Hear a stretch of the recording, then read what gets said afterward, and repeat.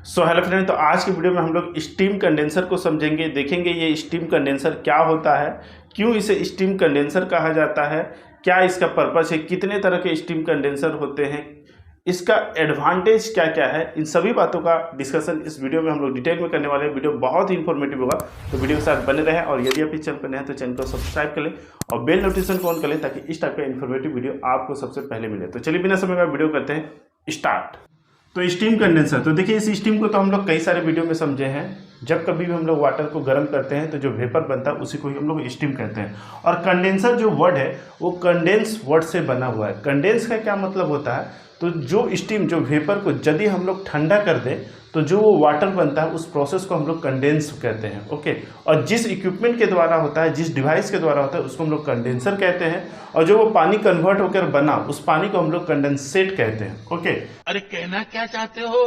तो अब इस स्टीम कंडेंसर को हम लोग बहुत ही बेसिक से यहाँ पे समझते हैं। ओके, तो देखिए जब हम लोग थर्मल पावर प्लांट का बेसिक को समझ रहे थे, यानी कि रेंकाइन साइकिल को हम लोग समझ रहे थे, तो रेंकाइन साइकिल में हम लोग देखे थे 4 जो है मेजर कंपोनेंट यूज किए जाते हैं। जो मेजर 4 इक्विपमेंट है वो यूज होता है, जैसे टरबाइन हो गया, बीएफपी हो गया, बॉयलर हो गया, और एक इक्विपमेंट था कंडेंसर। ओके, जैसा कि आपको इस पिक्चर में भी दिख रहा है, जो ये मार्क करके, इसी के बारे में यहाँ पे बात हो रहा है। इसी को हम लोग कंडेंसर कहते हैं और इसी के बारे में हम लोग यहाँ पर डिटेल में पूरा समझने वाले हैं। अभी मजा आएगा ना।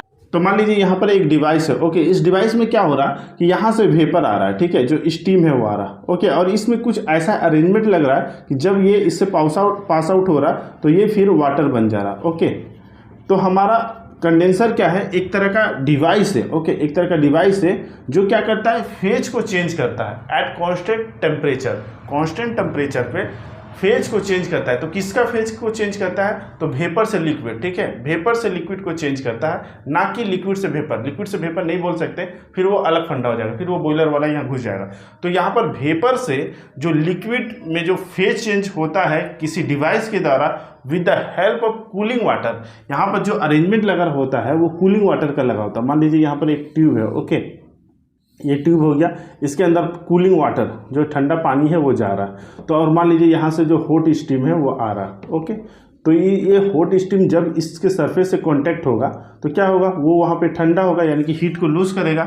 यहाँ पर जो ये ठंडा पानी है वो क्या करेगा, स्टीम के हीट को वो एब्जॉर्ब करेगा। वो कौन सा हीट होगा, तो लेटेंट हीट होगा। तो जैसे ही वो लेटेंट हीट को एब्जॉर्ब कर लेगा तो हमारा स्टीम क्या होगा, वो वाटर में कन्वर्ट हो जाएगा, जिसको हम लोग कंडेंसेट कहते हैं। ओके, तो ये जिस डिवाइस के जरिए होता है उसी को ही हम लोग कंडेंसर कहते हैं। और यहाँ पर मीडियम क्या है, स्टीम है, इसलिए इसे स्टीम कंडेंसर कहा जाता है। ओके, अब ये जैसे हम लोग यहाँ पर छोटे पैमाने में समझ लिए, लेकिन आप थर्मल पावर प्लांट में जब देखेंगे तो वहाँ पे हाई कैपेसिटी के बॉयलर होते हैं, हाई कैपेसिटी के टरबाइन होते हैं, जहाँ पर ह्यूज अमाउंट ऑफ स्टीम का जनरेशन होता है और उसी का यूज़ फिर टरबाइन में होता है और उसको फिर कंडेंस करने की जरूरत पड़ती है। तो उस हाई अमाउंट ऑफ स्टीम को कंडेंस करने के लिए बड़े साइज के जो कंडेंसर है वो यूज किए जाते हैं, जैसा कि आपको ये पिक्चर में दिख रहा है। ओके, तो आई होप यहाँ पर जो बेसिक जो इसका फंडा है वो क्लियर हुआ। तो अब देखिए इसका एक सिंपल डेफिनेशन कि स्टीम कंडेंसर क्या होता है। तो a steam condenser is a closed vessel heat exchanger that is used to convert low pressure steam into water with the help of cooling water।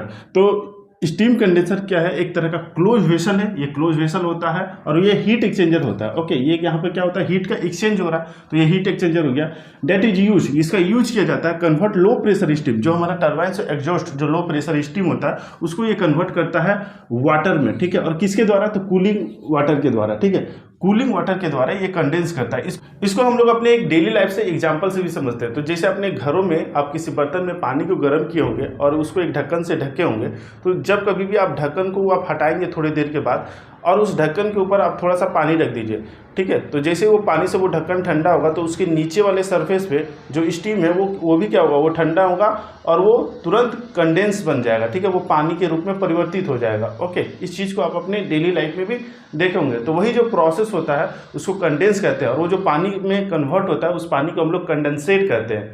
Okay, और ये जिस इक्विपमेंट के द्वारा होता है उसको हम लोग कंडेंसर कहते हैं। ओके, तो उसी चीज़ को हम लोग यहाँ पर कंडेंसर कहते हैं जब हम ये अरेंजमेंट यहाँ पे लगा देते हैं। ओके, अच्छा, अब देखिए इंडस्ट्री में रिक्वायरमेंट के अनुसार अलग अलग तरह के कंडेंसर जो है वो यूज होते हैं। तो कितने टाइप से कंडेंसर होता है उसको भी हम लोग एक नज़र देख लेते हैं। जैसे टाइप्स ऑफ कंडेंसर, तो यहाँ पर स्टीम कंडेंसर बेसिकली जो है वो 2 टाइप्स के होते हैं, लेकिन हम लोग यहाँ पर एक और टाइप्स को भी देखेंगे।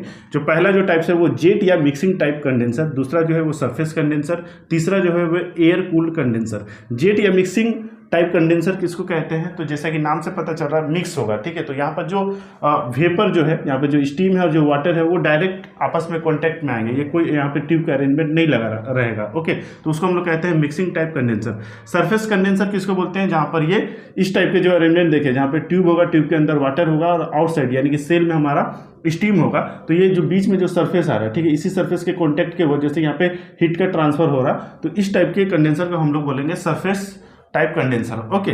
नेक्स्ट एयर कूल्ड कंडेंसर, तो इसको भी जान के रखिए। जैसा कि यहाँ पे कूलिंग वाटर यूज किया जाता है इस हॉट स्टीम को कंडेंस करने के लिए, तो इस टाइप के कंडेंसर में क्या होता है कि वाटर के जगह कूलिंग एयर का यूज किया जाता है ताकि स्टीम जो है वो कंडेंस हो सके। तो उस टाइप को कंडेंसर को एयर कूल्ड कंडेंसर कहते हैं। अब इसके भी अपने सब कैटेगरी होते हैं। जैसे मिक्सिंग टाइप कंडेंसर में आपके पहला जो है पैरेलल फ्लो जेट कंडेंसर, इसको डायग्राम के साथ देखते रहिए ताकि एक बेसिक जो आइडिया है वो हो जाए।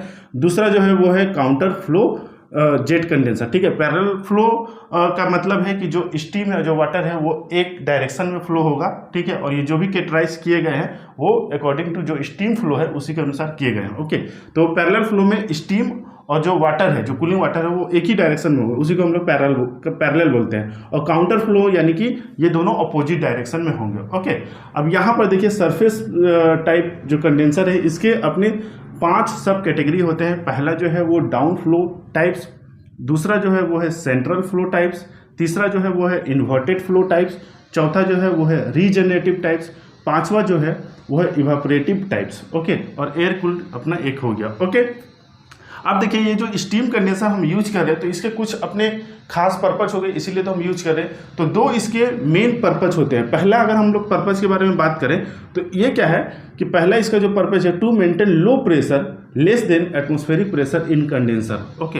ये जो कंडेंसर हम जो ये मान रहे हैं, ओके, तो इसमें नेगेटिव प्रेशर को जो कि एटमॉस्फेरिक प्रेशर से लेस प्रेशर होता है उसको मेंटेन करने के लिए यूज किया जाता है ताकि टरबाइन पे हमारा बैक प्रेशर ना पड़े और हम स्टीम से ज़्यादा वर्क को एक्सट्रैक्ट कर पाए with the help of turbine, ठीक है। टरबाइन से हमको ज़्यादा से ज़्यादा वर्क आउटपुट मिले, इसलिए हम लोग यहाँ पर एक नेगेटिव प्रेशर मेंटेन करते हैं कंडेंसर में। तो पहला इसका प्राइमरी जॉब तो ये हो गया। अब नेक्स्ट इसका पर्पस क्या है कि condense the steam and supply it to the boiler. ये क्या करता है, जो हॉट स्टीम है उसको कंडेंस करता है और उस वाटर को हम लोग फिर से बॉयलर में यूज करते हैं, ओके। अब इसके क्या क्या एडवांटेज है, अगर हम कंडेंसर यूज करते हैं किसी पावर प्लांट में तो हमको क्या एडवांटेज मिलता है। तो देखिए जैसा कि ये एक लो प्रेशर मेंटेन करता है जिससे हमारा टरबाइन में वर्क आउटपुट बढ़ता है, तो उससे क्या होगा, ओवरऑल जो थर्मल एफिशिएंसी है वो इंक्रीज करेगी। तो पहला तो है कि इंक्रीज ओवरऑल थर्मल एफिशिएंसी। दूसरा क्या है कि reuse water without water treatment. अब यहाँ से हमारा जो वाटर कंडेंस होकर यहाँ पे आता है, ठीक है, तो इसको हम लोग बिना किसी ट्रीटमेंट किए ही वाटर को यूज कर सकते हैं अपने बॉयलर में, कोई भी वाटर ट्रीटमेंट की जरूरत नहीं पड़ती, ओके। नेक्स्ट जो है कि एसएससी यानी कि स्पेसिफिक स्टीम कंजम्पशन भी जो है वो हमारा रिड्यूस होता है। चौथा जो है reduce back pressure in turbine, तो टरबाइन पे पड़ने वाला जो बैक प्रेशर है वो भी रिड्यूस होता है। नेक्स्ट जो है कोस्ट रिडक्शन इन WTP यानी कि वाटर ट्रीटमेंट प्लांट में जो डीएम वाटर तैयार होता है, तो हम लोग जानते हैं कि डीएम वाटर को तैयार करने में भी हमारा खर्चा आता है, ओके।